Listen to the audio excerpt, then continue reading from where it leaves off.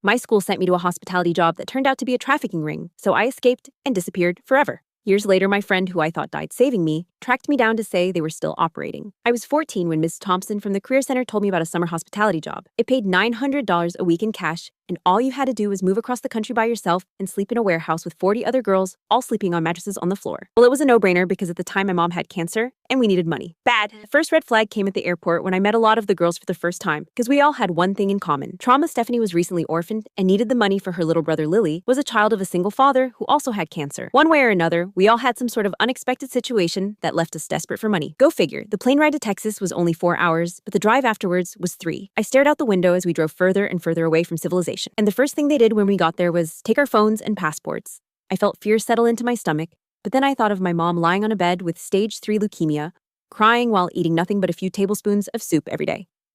So I shook it off and just focused on what the lady was saying. She said we owed them for transport and housing, but we'd work it off. I still wasn't sure what we'd be doing. I expected to be some sort of caller or maybe a cleaner. Boy, was I wrong. At 8 p.m., Mr. Lee told us to look pretty. The older girls did the makeup for the younger ones. It was my first time wearing first-hand clothing. Butterflies filled my stomach. I had always wanted to be a model, and now it was really happening, or so I thought. At 9:45 p.m., we were all separated into groups based on age, race, and body type. And by the time the men came in at 10 p.m., sharp, we were all lined up against the wall, wearing nothing but undergarments, heels, and a heavy face of makeup. They were all around 30 or 40, wearing expensive suits. Greediness flooded their eyes. Then it happened. One of them pointed at me. I froze, and he picked me up with a smirk on his face. He then proceeded to steal my innocence over and over. I cried myself to sleep that night. Everything in me was hurting. I thought of my mom again and just hoped that my job would be enough for her to get better. The next morning, they told me I earned $50 but owed $200 for the clothes and makeup. That's when I understood we'd never make enough to leave. I was picked by them every single night. My life became gray and meaningless. After 2 weeks, they offered us bags of snow to lift our spirits. But really, I knew they were just trying to make us substance dependent. Less resistance that way. I never said yes, and I never talked to any of the girls. I thought if I got attached, then it would make things worse. But after 2 months of living as a mute, I finally met Ma. Small brown eyes, always wore her hair in a bun, very pale skin. She was 16 and had been there 2 years already. She told me I reminded her of her little sister and promised to protect me. Soon, Ma became my lifeline. She taught me to hide money in my shoe lining and which guards to avoid. She showed me the weak spot in the fence behind the dumpsters where the metal was rusted through. We started planning. Mika had been counting guard rotations for months. Every third Tuesday, the overnight guard drank himself unconscious by 3 a.m. We saved stolen bills for bus tickets. Mika said she'd rather die trying to escape than live another year there. And after 6 months, everything changed. I was fast asleep on the cold floor when I heard gunfire. Ma grabbed my hand and said, "This was our only chance." We ran through the main room where bodies were already dropping, made it to the fence. She boosted me up first, and just as I was tasting freedom, I heard a gasp. I turned around to see Mika's stomach pouring with red. I tried to climb back down, but she screamed at me to go. Another bullet hit the fence by my head. I left her lying in the dirt. I hid until dawn, then walked to a police station. The officer made a call while I talked, but then I saw it. A barcode on his right upper arm. That's when I knew he was one of them. I bolted from the station, my legs shaking as I pushed through the glass doors. The morning sun hit my face, but I barely felt it. My bare feet slapped against the hot pavement as I ran down the street, ignoring the stares from early morning commuters. A woman walking her dog stepped back when she saw me coming. Pulling her pet closer, I turned into an alley and pressed myself against a brick wall trying to catch my breath. My heart hammered so hard I thought it might burst through my chest. The officer would realize I was gone any second. They'd come looking. I needed to move. Needed to get far away from here. A truck rumbled past the alley entrance, and I saw the sign for a truck stop 3 blocks down. I forced myself to walk, normally keeping my head down. My feet were bleeding by the time I reached the parking lot full of 18-wheelers. Drivers were checking their loads, filling up with diesel, grabbing coffee from the convenience store. I approached a woman climbing down from a red Peterbilt. She had gray hair pulled back in a ponytail and worn jeans. Her face looked tired but kind. "Please," I said, my voice cracking. "I need a ride anywhere north I can't pay, but I'll do whatever work you need." She looked me up and down and taking in my torn clothes and bloody feet. "How old are you?" "Honey, 18. I lied. She studied my face for a long moment. "Get in. I'm heading to Missouri." I climbed into the cab, sinking into the passenger seat. She handed me a bottle of water and a pack of crackers from her cooler. I tried to eat slowly, but my hands shook too much. "Bad situation?" she asked. Pulling onto the highway, I nodded, unable to speak. "I won't ask questions, but there's a bus station in Kansas City. You got somewhere to go from there." "My aunt," I whispered. "She lives in Minnesota." We drove in silence for hours. She stopped once to buy me a pair of flip-flops from a gas station. When we reached the bus station, she pressed $20 into my hand. Whatever you're running from, don't look back, she said. I used the gas station bathroom to clean myself up as best I could. My reflection looked like a stranger. Hollow eyes, tangled hair bruises, fading to yellow on my arms. I splashed cold water on my face and tried to make myself look normal. The collect call to Aunt Sarah took 3 tries before she accepted I hadn't talked to her in 2 years. It's me, I said when she answered. I need help. What happened? Where are you? Kansas City, the job didn't work out. Can you wire money for a bus ticket? She sighed heavily. Your mother is very sick. This isn't a good time. My throat closed up. I know. Please, Aunt Sarah, I have nowhere else to go. Another long pause. Fine. But you better explain everything when you get here. The bus ride took 14 hours. I stared out the window, watching farmland blur past, trying not to think about Mika bleeding in the dirt, trying not to think about anything at all. Sarah met me at the Minneapolis station. She looked older, grayer worry lines etched deep around her mouth. She hugged me stiffly. You look terrible, she said. We drove to her apartment in silence. It wasn't until we pulled into the parking lot that she spoke again. Your mother passed away 3 days ago. The words hit me like a physical blow. I doubled over in the seat, gasping for air. Everything I'd endured, everything I'd survived, and I was too late. She died thinking I'd abandoned her. Sarah's apartment was small, just 1 bedroom. She set up an air mattress in the living room for me. I lay there that first night, staring at the ceiling, feeling completely empty. No tears came, just a hollow ache that settled into my bones. You need to tell me what happened, Sarah said the next morning, over instant coffee. The job was a scam. They took our money. I had to leave. She frowned. Why didn't you call sooner? They took our phones. You should have gone to the police. I almost laughed at that. I tried. It didn't help. She wanted more details, but I couldn't give them. How could I explain? How could I tell her the truth? So I stuck to vague answers until she finally gave up. You'll need to enroll in school, she said, and find a part-time job to help with expenses. I'm barely making rent as it is. I nodded, grateful she was letting me stay at all. The school enrollment was easier than expected. I used my middle name, Catherine, instead of my first. Told them my records were delayed due to a family emergency. They placed me in sophomore year based on my age. Though I'd missed so much, I might as well have been starting fresh. The first few weeks were a blur. I sat in classes understanding nothing. The other students seemed like aliens worried about homework and crushes while I was still checking exits and flinching. When male teachers got too close, I ate lunch alone in the bathroom stall. The pain started 3 weeks after I arrived, burning when I used the bathroom, constant pressure in my lower abdomen. I ignored it until I couldn't anymore. You need to see a doctor, Sarah said when she found me curled up on the bathroom floor.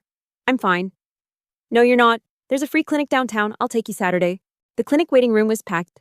Crying babies, coughing elderly people, teenagers looking as miserable as I felt. When they finally called my name, a tired, all-licking nurse took my vitals. What brings you in today? Stomach pain. And it burns when I pee. She asked more questions, had me pee in a cup. The doctor, a young woman with kind eyes, did an exam that made me shake uncontrollably. You have a severe UT, she said gently. Have you been sexually active? I stared at the floor. Yes, we'll run some additional tests. When was your last period? I tried to think. Time had blurred together so much. I don't know. Maybe 2 months ago. The pregnancy test came back positive.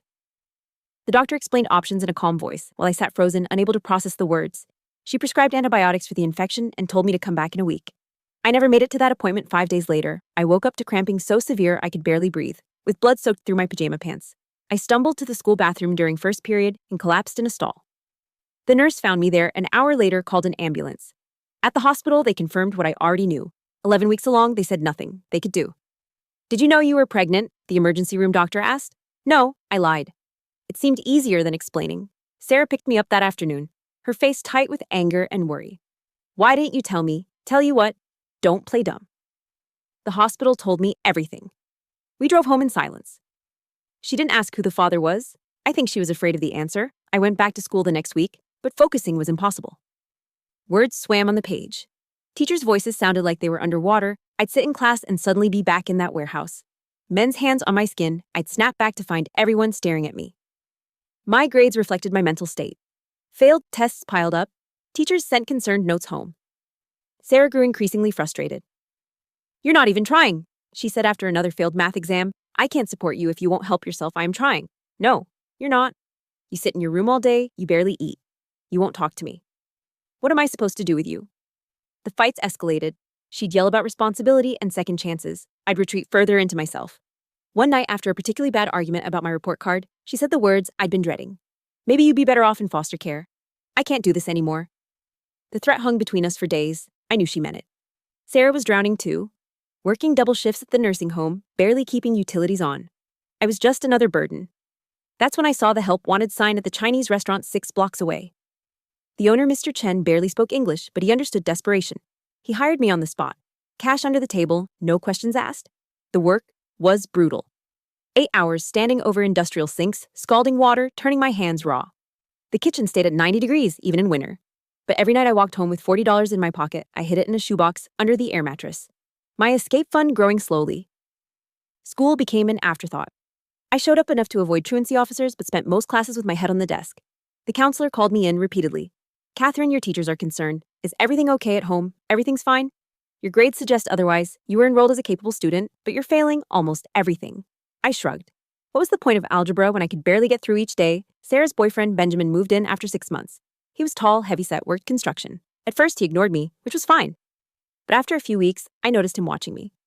His eyes lingered too long when I walked to the bathroom in my pajamas. You're filling out, he said one night when Sarah was at work. Looking more like a woman, I stopped leaving my room when he was home. Started sleeping with a kitchen knife under my pillow. The lock on my door was flimsy, just a push button that could be popped with a credit card. He tested it one night, hammered after a poker game. The door or knob rattled at 2 a.m. I sat up, gripping the knife handle.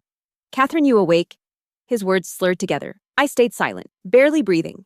The knob rattled harder. Come on, just want to talk. Sarah's home, I lied loudly. He mumbled something and stumbled away, but I knew it was only a matter of time. I left the next morning with my shoebox of cash and a backpack of clothes. Didn't leave a note. Sarah would be relieved anyway. My co-worker at the restaurant. Catherine let me crash on her couch. She lived with her boyfriend in a studio apartment that smelled like cat pee and cigarettes. But it was safe, and that's all that mattered. You can stay 2 weeks, she said. Then you need to find your own place. I picked up extra shifts working doubles whenever possible. My hands cracked and bled from the constant water. My back ached constantly. But within 3 weeks, I had enough for a deposit on a room in a house with 5 other people. The room was tiny, just big enough for a twin mattress and a dresser. The bathroom was shared, always dirty. My housemates were a rotating cast of people scraping by, a single mom working 3 jobs, college dropouts, an old man who collected cans. When anyone asked about my past, I kept it simple. Parents died in a car accident, been on my own since people didn't push. Everyone there had their own sad story. I dropped out of school officially on my 16th birthday. Forged Sarah's signature on the withdrawal papers. The secretary barely glanced at them. You sure about this, honey? I need to work full-time. Family stuff. She stamped the papers with a sympathetic look. Full-time at the restaurant meant 12-hour shifts, 6 days a week. My world shrank to the kitchen, my room, and the liquor store on the corner. Weekends blurred into cheap vodka and blackouts. It was the only way to quiet the memories. Sometimes walking home late at night, I'd see a man who looked like Lee or one of the others. My heart would race, palms sweating, until I realized it was just my mind playing tricks. Every police car made me duck into alleys. Every knock on the door sent me into panic. The other dishwashers came and went. But I stayed. Mr. Chen promoted me to prep cook after a year. The pay was better, but the work was harder. Burns covered my arms from hot oil splatter. My fingers were permanently stained from chopping vegetables. I never made friends. Coworkers invited me out sometimes, but I always declined. Getting close to people meant questions, meant vulnerability. It was safer to stay isolated. Dating was out of the question. When men showed interest, I felt nothing but revulsion. A busboy named Benji asked me out repeatedly until I threatened him with a kitchen knife. He told everyone I was crazy. Maybe he was right. By 18, I had my own studio apartment. It was a dump. Roaches, broken heating, water stains on the ceiling, but it had a deadbolt and a chain lock. I installed 3 more locks myself, checked them obsessively before bed. The nightmares never stopped. I'd wake up gasping, sheets soaked with sweat, phantom hands still on my skin. Some nights I didn't sleep at all, just sat by the window, drinking until sunrise. I thought about Ma, constantly wondered if she survived, if she escaped. Part of me wanted to search for her, but I was too afraid. What if looking for her led them back to me? The years passed in a haze of work and alcohol. 19, 20, 20, 21. Same routine, same emptiness. I saved money obsessively, but had no plans for it. The future was a concept I couldn't grasp. There was only surviving each day. My 22nd birthday came and went without fanfare. I worked a double shift, came home to my empty apartment, drank half a bottle of whiskey, stared at my reflection in the bathroom mirror, hollow cheeks, dead-eye scars inside and out. This was my life now.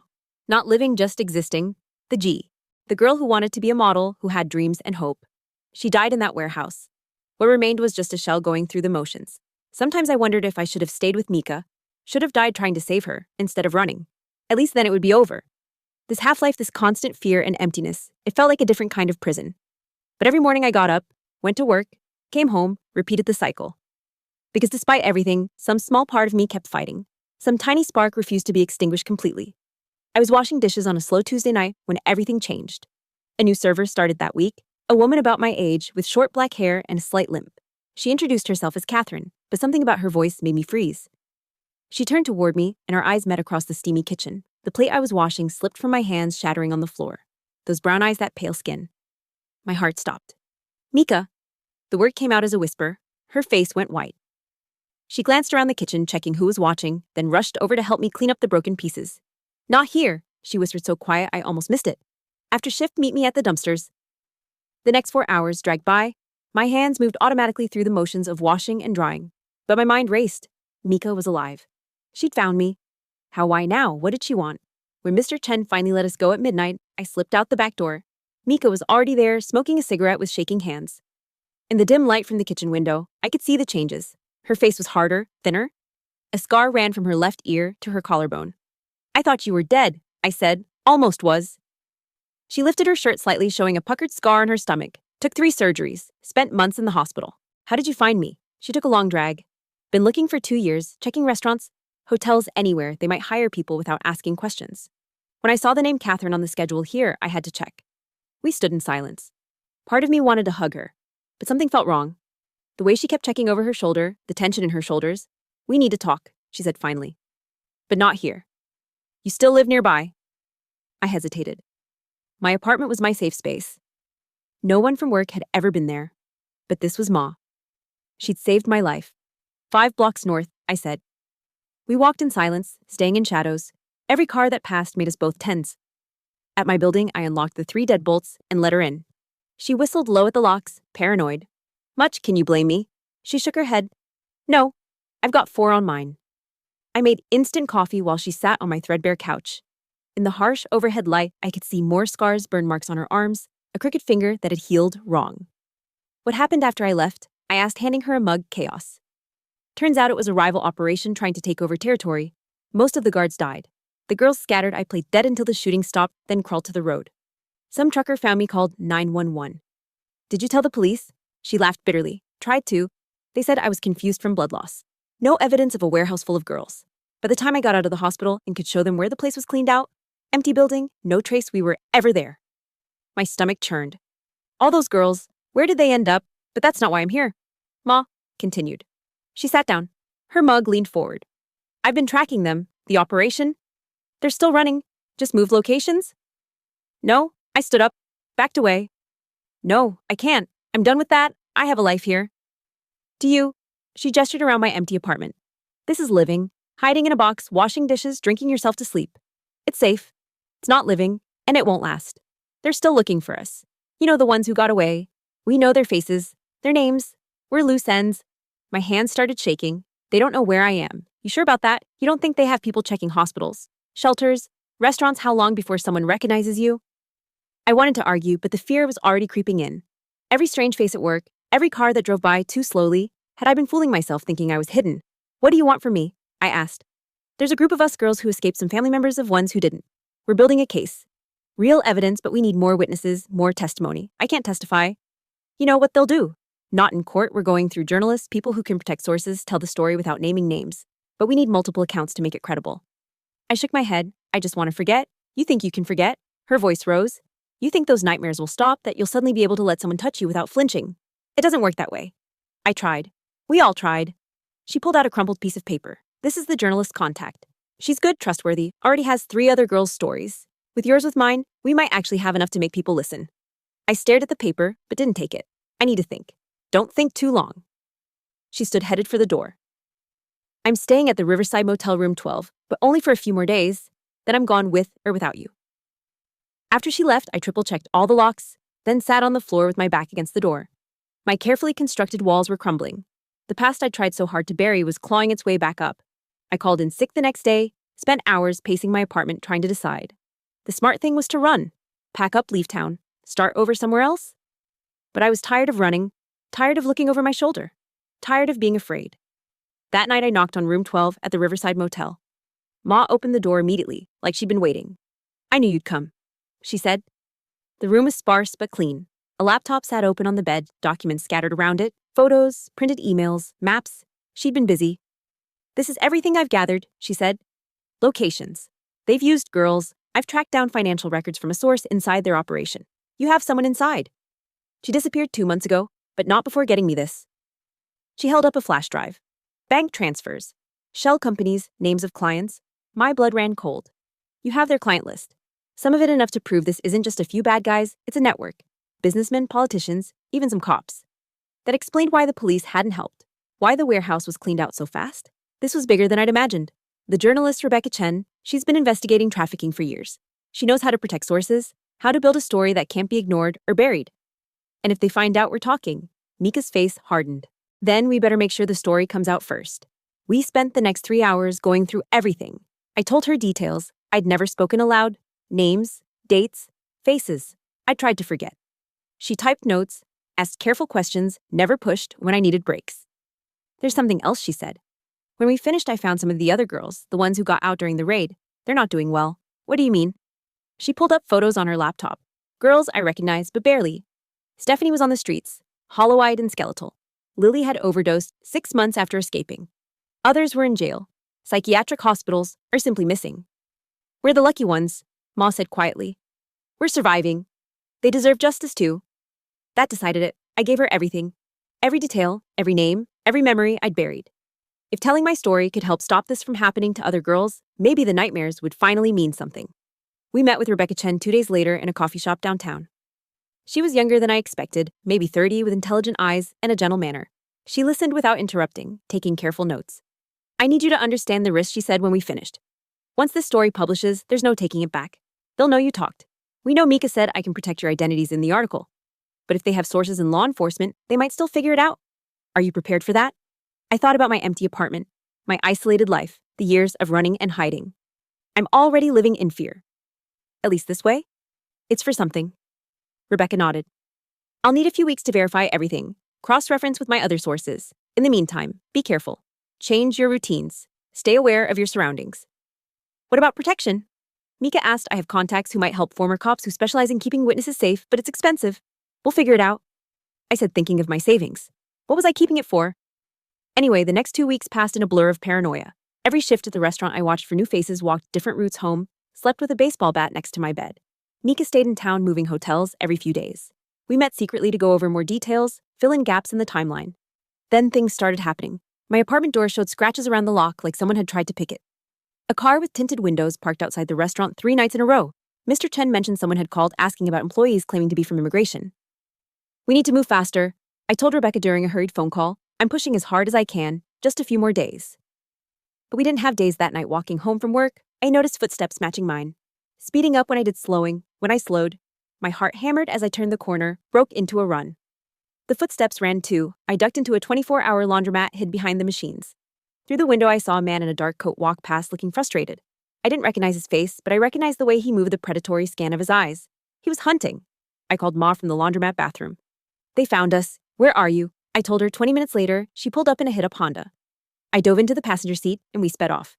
In the rearview mirror, I saw the man in the coat emerge from an alley, talking rapidly into a phone. "Rebecca's place," Ma said. "She has security." Rebecca lived in a converted loft with reinforced doors and security cameras. She let us in without questions, saw the fear on our faces. "How long until the story runs?" Mia demanded. "My editor wants more verification." "Another week, at least." "We don't have a week," I said. "They're here." They know Rebecca paced, thinking, "There's another option. We go live with what we have. Post it online. Let it spread before they can stop it. It won't have the impact of a full investigation, but do it," we said in unison. She spent the next 6 hours riding Mika, and I took turns watching the security monitors jumping at every shadow. As dawn broke, Rebecca hit publish. The story went live on 3 different platforms simultaneously. Now what I ask? Now we wait and hope it spreads faster than they can contain it. The first shares came within minutes. Then dozens, hundreds other journalists picking it up, asking for interviews. Rebecca's phone rang constantly. By noon, it was trending on social media. Warehouse girls, stories from other survivors started emerging, but with exposure came danger. Rebecca's security cameras showed men circling the building, multiple cars parked on the street. They were closing in. "We need to get you somewhere safe," Rebecca said. "Both of you." She made calls, arranged safe houses, but before we could leave, Mika grabbed my arm. "Look on the laptop screen. A news alert. Multi-state trafficking ring. Exposed, FBI launches investigation." It was working. The story was too big to bury now, but that also meant the people behind it were desperate. Cornered animals are the most dangerous backdoor, Rebecca said urgently. Cars waiting. We grabbed our few belongings and ran, made it halfway down the alley before shots rang out. Brick exploded next to my head. We dove behind a dumpster as more bullets sparked off metal run. Ma shoved me toward the street. Get to the car, I ran, heard her right behind me. The black SUV was there, door open, driver yelling for us to hurry. I dove in, turned to pull MA after me. She wasn't there. I looked back to see her on the ground, red spreading across her shirt just like before. But this time I didn't run. I jumped out, grabbed her under the arms, dragged her to the car as bullets winded past. Drive! I screamed as we tumbled inside. The driver floored it. Mika was conscious but pale, pressing her hand to her side. Just a graze! She gasped. I'm okay. The safe house was 2 hours away. A farmhouse surrounded by empty fields, perfect sightlines in every direction. The driver, an ex-cop named Marcus, had medical training. He cleaned and bandaged Ma's wound while I paced watching the long driveway. You did good, he said. Stories everywhere now. FBI is already making arrests, but I couldn't relax. Not until I knew it was really over. We spent 3 days in that farmhouse, watching the news obsessively. More arrests, more girls coming forward. The warehouse in Texas raided evidence, recovered Mr. Lee in handcuffs on national television. Rebecca visited on the 4th day, with updates: 26 arrests so far, 3 more warehouses found. Over 100 girls freed. Is it over? I asked. The main operation is done, but there might be stragglers. People who want revenge, you'll need to be careful for a while. While turned out to be months. Ma and I stayed in protective custody, gave statements to the FBI, testified to a grand jury. It was exhausting reliving it all again and again. But every time I wanted to quit, I thought of Stephanie on the streets, Lily in the ground, all the girls still trapped. The trial started 6 months later. I testified behind a screen, voice distorted, but I testified, told everything. The defense attorneys tried to discredit me, paint me as confused, traumatized, unreliable. But there were too many of us, too much evidence, too many consistent stories. Mr. Lee got life without parole. Others got decades. Some clients pleaded out, gave up bigger names. The network unraveled piece by piece. You did it, Ma said the day the last verdict came in. We did it. But victory felt hollow. Those men took years from us innocents, trust the ability to feel safe. No amount of justice could give that back. Still, something had shifted. The nightmares came less frequently. I could walk down the street without constantly checking behind me. Started therapy with someone who specialized in trafficking survivors. Baby steps toward healing Mika, and I got an apartment together. 2 bedrooms, good locks, but not excessive. She went back to school, studying social work, wanted to help other girls like us. I kept working at the restaurant, but started taking night classes, business management. Maybe I'd run my own place someday. 1 year after the story broke, Rebecca invited us to a survivor gathering. Women from all over, different operations, different years, but the same story. We sat in a circle sharing experiences, crying, laughing, healing together. I saw Stephanie there, clean for 6 months, living in a halfway house, working on her GED. She hugged me tight, whispered, "Thank you for speaking up, for being brave," when she couldn't. That night, I finally cried for all of it. For the girl I was at 14, desperate to save her dying mother. For the innocents stolen. For Mika, bleeding in the dirt. For all the girls who didn't make it out, but also for the strength we found. The bonds we built. The justice we fought for and won. It wasn't a perfect victory. Nothing could undo what happened. But we'd survived. We'd spoken. We'd made sure it couldn't happen to others. The healing would take a lifetime. Some days were harder than others. Triggers everywhere. Trust issues that might never fully resolve. But I was no longer just surviving. I was living, building a future, reclaiming pieces of myself I thought were lost forever. And sometimes on good days, I could almost remember what hope felt like. The healing process wasn't linear. 2 years passed, and while the nightmares decreased, they never fully disappeared. I'd wake up at 3 a.m., sheets drenched, checking the locks on our apartment door. Mika understood. She had her own demons. We developed routines that helped morning runs before dawn when the streets were empty. Cooking together in our tiny kitchen, finding comfort in chopping vegetables and stirring pots. Small things that made us feel human again. I'd been promoted to head prep cook at the restaurant. Mr. Chen trusted me with ordering supplies, managing inventory. The work still exhausted me, but it felt good to be relied on for something positive. My night classes in business management were going well. Numbers made sense in a way people often didn't. Then one Thursday evening, everything shifted again. I was closing up the restaurant kitchen when Mr. Chen approached me looking troubled. He held an envelope in his weathered hands. "Someone leave this for you," he said in broken English. "Men in suits say very important. You get it?" My blood turned to ice. I took the envelope with trembling fingers, recognizing the weight of expensive paper. No return address, just my name, written in neat script. I waited until I got home to open it. Mika was at her evening class, studying for her social work certification. The apartment felt too quiet as I sat at our kitchen table staring at the sealed envelope. Inside was a single photograph and a note. The photo showed me leaving the restaurant 2 nights ago. Taken from across the street, zoomed in enough to see my face clearly. The note was brief. We know where you are. Stop talking or your friend joins the others. I called Ma. Immediately she answered on the second ring. Come home now, I said. Don't take your normal route. She heard the panic in my voice. What happened? Just come home, please. 20 minutes later, she burst through the door. I showed her the photo and note. Her face went pale. How did they find us? She whispered. Does it matter? They know. We sat in silence processing. The trials were over. The main players were in prison, but clearly some were still free. Still hunting, we need to call Marcus. Mika, said the protection officer. He gave us his number for emergencies. I nodded, already reaching for my phone. Marcus answered immediately like he'd been expecting our call. Pack light, he said after I explained. I'll be there in an hour. Don't answer the door for anyone else. We threw clothes and essentials into backpacks. I grabbed the emergency cash I still kept hidden. Old habits dying hard. Mika packed her laptop and study materials, determined not to let them derail her education again. Marcus arrived exactly when promised, driving an unremarkable sedan. We slipped out the back entrance, leaving our apartment and the life we'd built behind. Where are we going? I asked as we merged onto the highway. Safe house outside the city. We've had chatter about remaining network members trying to intimidate witnesses. You're the third call this week. My stomach dropped. The other girl's safe like you will be. The safe house was a modest ranch home in a quiet suburb. From the outside, it looked completely normal. Inside, reinforced doors and windows, security cameras, panic buttons in every room. 2 other women were already there. I recognized one from the trials, Maria, who'd escaped from a different warehouse. She nodded at us, understanding, passing between us without words. Days blurred together. We couldn't leave the house, couldn't contact anyone outside. Marcus and other protection officers rotated shifts bringing groceries and updates. The investigation had reopened. They were tracking the source of the threats. Mika continued studying, spreading textbooks across the living room floor. I cooked for everyone, finding peace in feeding people who understood my story without explanation. Maria taught us card games to pass the time. 2 weeks in, Marcus gathered us in the living room. We've made arrests, he said. 3 men connected to the original network. They were trying to rebuild, intimidate witnesses to prevent future testimony. Is it over? Maria asked. We believe so, but we're recommending relocation for all of you. New identities, if you want them. I looked at Ma. We talked about this possibility, starting completely fresh somewhere. Nobody knew our history, but running felt like letting them win. No, I said. No more running. Ma nodded. We stay. We finish what we started. Marcus frowned. The risk, there's always risk. I interrupted. At least here we have support systems. Rebecca, the survivor network. Our lives were building. We won't let them take that too. It took another week of negotiations, safety assessments, and paperwork. But eventually we returned to our apartment. New locks installed, panic buttons, discreetly placed, regular check-ins scheduled. The restaurant had held my job. Mr. Chen hugged me when I returned to tears in his eyes.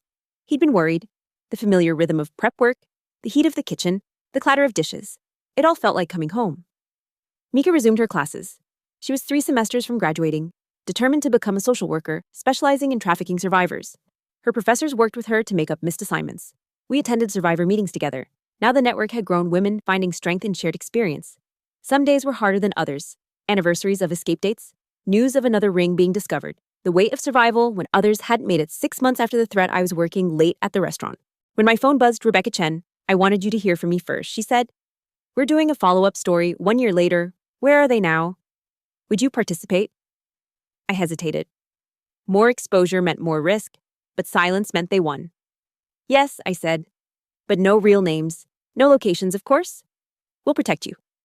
Like before, the interview was conducted over encrypted video call. Rebecca asked about recovery, about building a life after trauma. I talked about small victories, learning to sleep through the night, maintaining friendships, planning for a future. What would you tell other survivors? She asked. I thought carefully that healing isn't linear, that it's okay to have bad days, that survival is an act of rebellion. They tried to break us, but we're still here. The article published a week later. Messages poured in from other survivors, thanking us for speaking out, for showing that life after trafficking was possible, even if it wasn't easy. One message stood out. A young woman named Amy recently escaped from a similar situation. She was struggling, felt alone, didn't know how to move forward. I showed it to Mika. We should meet her. You sure someone has to be her lifeline? Like, you were mine. We met Amy at a coffee shop, Marcus discreetly watching from another table. She was 19. Thin, haunted eyes that reminded me of my own reflection years ago. She clutched her coffee cup like an anchor. I read your story, she said quietly. Both versions. It gave me hope.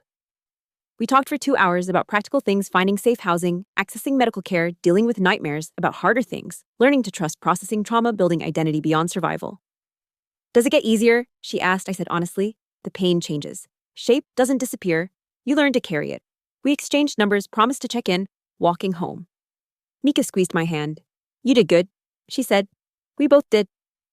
That night I dreamed about the warehouse for the first time in months, but this time I wasn't alone. All the girls who'd escaped stood together supporting each other, even in dreams. We were stronger together. The next morning brought new challenges. A job interview at a small catering company. My first attempt at moving beyond the restaurant. The owner, Mrs. Rodriguez, had read about our story. She believed in second chances. I need someone reliable, she said. Someone who understands hard work. Can you handle it? Yes, I said, meaning it. I got the job. Better pay, regular hours, a chance to build something new. Mr. Chen was sad to see me go, but proud of my growth. He promised my job would always be there if I needed it. Mika graduated that spring. I sat in the audience, tears streaming down my face as she walked across the stage. She'd done it.